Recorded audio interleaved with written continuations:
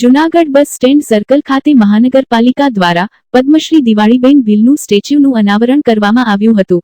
આ પ્રસંગે deputy mayor આકાશ Katara, standing chairperson Pallaviben Thakar અને ભાજપના કાર્યકર્તા ભાઈ બહેનો તથા જૂનાગઢના નગરજનો ઉપસ્થિત રહ્યા હતા।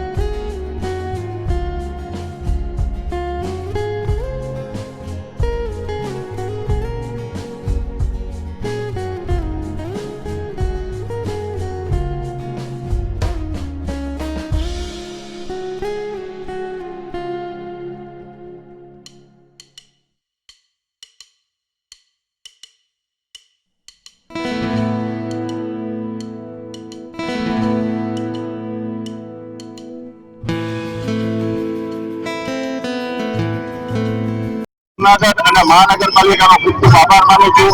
પ્લસ જે મૂર્તિ કોર્પોરેશનને હાર્દિકભાઈ ઊંડિયા, હીરામારા એક્ઝિક્યુટિવ વાળા છે એ બધાનો આભાર માનું છું કે મારા આજે 85માં જન્મદિવસ છે જૂનાગઢની અંદર આની મૂર્તિને સ્થાપન કર્યું છે એ બદલ ખૂબ ખૂબ આભાર।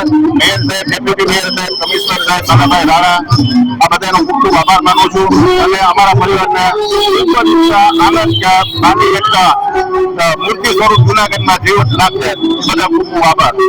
પરિવાર કેવો લાગણી હોય? બહુ જ આનંદ છે, બહુ જ આનંદ છે સાહેબ।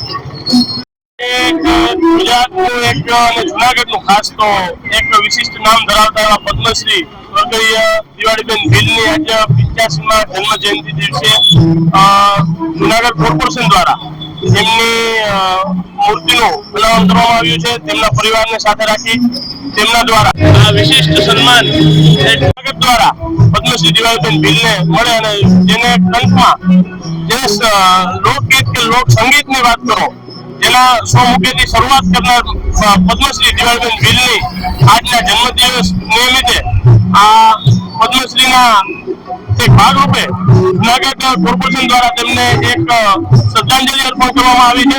તેમજ આ મૂર્તિનું અનાવરણ કરી સમગ્ર દેશમાં પદ્મશ્રી દિવાળીબેન ભીલના એક લોક કંઠની અવાજનો એક સુર આવ્યો છે.